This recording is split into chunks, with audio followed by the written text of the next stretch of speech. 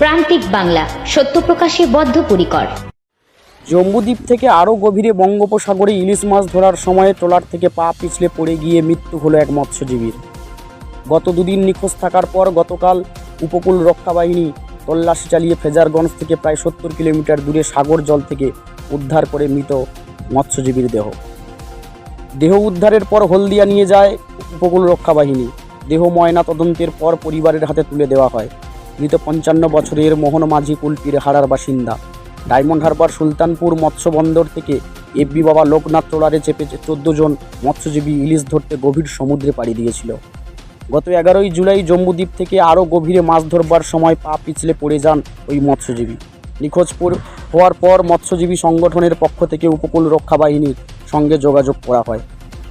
এরপরেই উপকূল রক্ষা বাহিনী আকাশ এবং জলপথে তল্লাশি শুরু করে।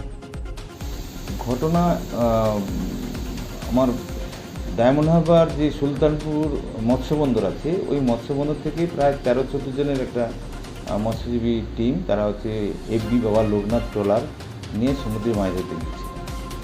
তো 11 তারিখে ওরা জম্বুদ্বীপ থেকে প্রায় 13-14 কিলোমিটার দূরে ওরা যখন মাছ ধরা অবস্থায় ছিল, জাল মারা অবস্থায় ছিল, সেই সময় রাত্রেবেলা মোহন মাঝি বলে 55 বছর বয়স, হাড়ারঘাটে বাড়ি, কুলপি থানা, ও কোনো কারণে পা পিছলে সমুদ্রে পড়ে যায়।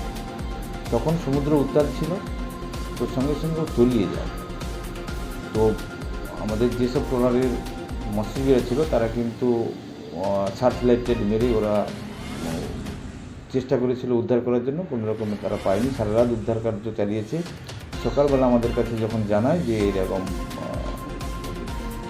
মোহন মাঝি পড়ে গেছে, আমরা কোস্টগার্ডের শরণাপন্ন হলাম। কোস্টগার্ডের দুটো যান, এক হচ্ছে হেলিকপ্টার এবং হচ্ছে শিপ, ওরা কিন্তু তল্লাশি চালিয়ে গতকাল জম্বুদ্বীপ থেকে এবং জম্বুদ্বীপ প্লাস ফ্রেজারগঞ্জ ওই এলাকা থেকে প্রায় 70 থেকে 80 কিলোমিটার দূরে ওই মোহন মাঝির ডেড বডি ভাসমান অবস্থায় দেখতে পেয়ে ওরা উদ্ধার করে হলদিয়া বন্দরে নিয়ে যায়।